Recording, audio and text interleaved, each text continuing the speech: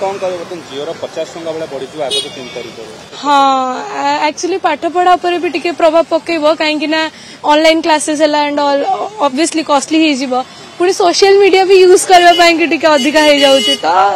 Obviously टिके सेटा बाधिवो। मु तो नहीं जाए द्विमासिकिया जो 699 पैक था एबे बढ़ी गले तापर मासिकिया ही ऑब्वियसली नबाकू पड़िवो कमी जीव ऑब्वियसली।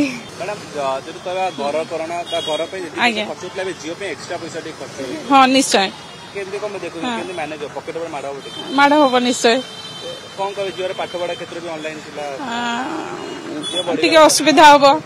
अलग आड़ टे एडजस्ट करा पड़ो सब आज्ञा आम तो आज्ञा डेली डेली आम यूज कर जियो प्रतिदिन जियो पर आम बेस भरसा अच्छी किंतु जदि आम उपर कस्ट अधिक बढ़े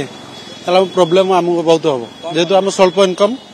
मु गोटे छोट ऑफिस रे चाकरी करछि केमती जियो रो रिचार्ज प्लान जो हिसाब रे रहा कथा ताठू जदि अधिक हम बोले आम बहुत प्रोब्लेम हम कंजप्शन अधिक हम पकड़ निश्चित माड़ हम आमर इनकम बहुत कम से हिसाब रे मु कहूछि।